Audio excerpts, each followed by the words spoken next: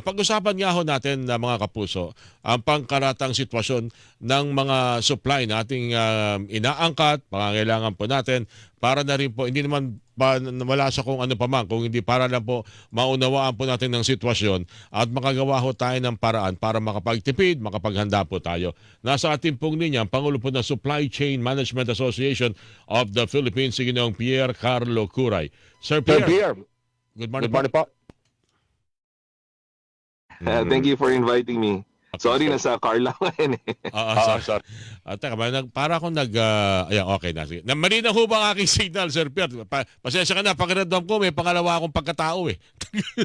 Malinaw naman, malinaw. Ay, okay. Okay. Sir Pierre, pakikwento nga sa ating mga kababayan. Kumusta bang ating sitwasyon sa ng ating pong mga pangangailangan, ng ating supply? Ang inyo ho bang grupo, ang Supply Chain Management Association of the Philippines, may nakikita na ho, nababanagan na ho kayo ng mga maaring paghandaan sa darating na mga araw dahil nga po sa sitwasyon sa gitnang silangan, Sir Pierre? Ng- ng- ah, Ngayon, nakita namin na so far, kasi meron pa tayong mga inventaryo, nakakayanan pang hindi magtaas ng mga presyo. Pero kapag tumagal pa ang giyera sa Middle East, mapipilitan talaga magtaas yung mga manufacturer na magtaas ng presyo. Pero ang ginagawa naman namin sa asosasyon, nagtutulungan kami kasama si Department of Trade under the supply chain group ni Yusek Jean para maghanap ng mga ways paano mapababa ang cost sa logistics. Kasi alam naman natin, ang gasolina ngayon, ang diesel ngayon, halos dumoble na. Tapos ngayong linggo parang tataas pa eh. Kaya talagang ang cost sa transport, tataas talaga. Pero katulad nga sabi ko, lahat kami nagtutulungan sa supply chain, mga supply chain groups, mga logistics groups, para makahanap ng way na makapagpapababa talaga ng cost para hindi mapasa sa ating mga consumers. Yung sinasabi na pwede pa natin namang tipirin yung presyo, yung ating mga produkto dahil yan naman yung nakuha natin a month or even 2 months before ang digmaan sa gitnang silangan. So kaya pa naman nating ibenta yan sa tamang presyo noon, ayun ang ating pwedeng gawin ngayon. Pero hanggang kailan maaring gawin ito ng mga supplier, ng mga manufacturer, Sir Pierre? Depende sa bawat mga supplier at retailer eh, kasi yung iba meron silang 30-day stock, yung mga iba mga 10-day stock. Usually sa supermarket maiksi lang siya eh, a few days lang siya, pero on the supplier side meron naman mga buffer at inventory. So hopefully the longest would be around 30 days para bago mag-change talaga ng mga prices.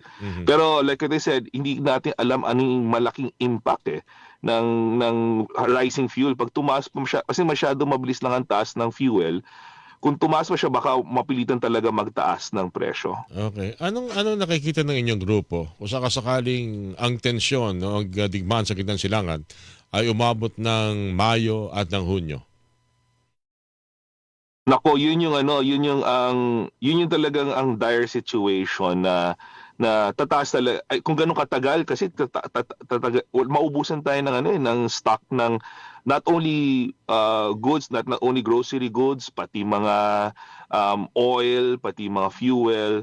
So although ang intindi ko, even on the government side, naghahanap talaga sila ng ibang sources para hindi naman tumaas ang ating mga presyo. So kung maka-source tayo sa ibang lugar ng raw materials, specifically fuel and oil, that hopefully will help us in the long run. Pero pag-pray natin talaga na huwag tumagal na ganun. Ganun katagal ang ating ang gera. Actually, ilang araw nang pinapanalangin yan ng ating mga kababayan. Kung pwede nga lang matapos bukas, tapusin kaso mukhang may isa talaga napipikon. Lalo na humihingi ng tulong, walang pumapansin sa kanya. Kaya sabi nila, mukhang pwede talaga. Wag naman sana patagalin pa ito ng susunod na Sana. Hindi siguro umabot ng Mayo. Pero anyway, worst comes to worst. Ano yung mga una muna, ano yung mga produkto na siguro pwede nating linangin dito sa atin? Baka kasi kapusin ng ating inaangkat, at ano yung mga dapat nating bantayan o tipirin sa darating na mga araw sa inyong assessment, Sir Pierre? Okay, gusto ko rin share yung meron kaming mga pagtutulong with DTI paano maghanap ng ways na para mapababa. So isa doon is tawag namin co-loading. Ang co-loading kasi di ba normally sa mga supermarket may nagde-deliver diyan mga truck, di ba? So normally sa mga bawat manufacturer, mga retail goods, minsan pa isa-isang truck nagde-deliver diyan. So minsan hindi na pupuno or maliit na truck, so magastos.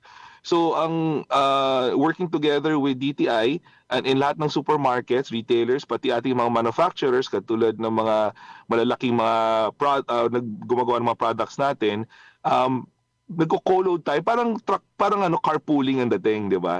Kasi sa isang maliit na truck, magsasama-sama mga manufacturing sa isang malaking truck para yung gastos halos magiging almost half ng transport cost. Maganda yan. Kaya yun yung isa naming ginagawa na initiative para mapababa.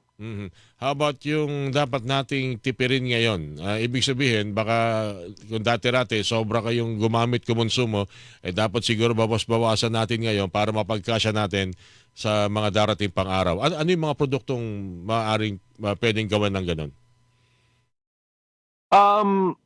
It depends kasi ngayon sa depends talaga sa consumer kung ano yung mga kailangan matitipid Kasi sa logistics talaga, ang essence ng transport and logistics supply chain talagang is to always lower the cost So medyo efficient na siya in general. Ngayon hopefully yung mga pag nag-work from home tayo, mapababa yung gastos ng pag-commute or pagpunta sa mga opisina.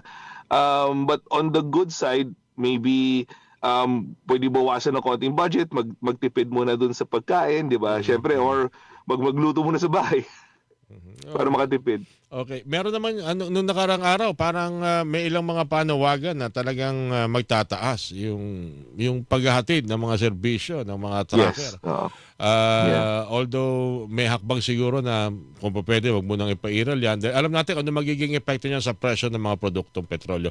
Meron na ba tayong na pagkakasunduan? At least meeting halfway doon sa panawagan na wag mo na magtaas against sa panawagan ng mga tracker na itaasan natin yan kasi luging-lugi na kami, Sir Pierre. Yeah. So sa ating mga transport groups, mga trucker, talagang may panawagan sila magtaas. Sa aming mga members sa asosasyon, meron tawag nating fuel surcharge. Pag tumaas na ganito kataas ang fuel, may automatic na increase. So nagkakaroon naman ng adjustments.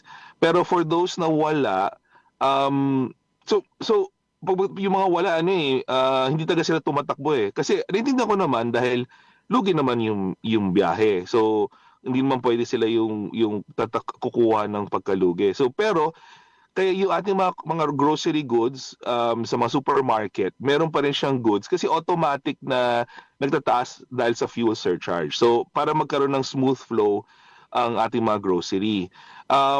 Pero yung sabi natin, naghahanap ng ways tayo paano mapababa ang transport cost natin dahil nga tumataas ang fuel. Alright. Sir Pierre, ako po salamat. Sa ulitin po't magkakumustahan tayo. Kailangan natin sa panahon ito talaga mapag-usapan, mapaghandaan ang mga sitwasyon kung anong ating maaari karapin sa darating na mga linggo, mga araw, mga buwan, kung walang talagang magiging kasunduan o tigil putukan dyan sa gitnang silangan. Sir Pierre, thank you po sa inyo at kamusta lang ko sa inyo mga Thank you rin. Salamat. Thank you po, Sir Pierre Carlo Curay, Pangulo po ng Supply Chain Management Association of the Philippines, ang inyo pong napakinggan. Hilingan, walang Pinoy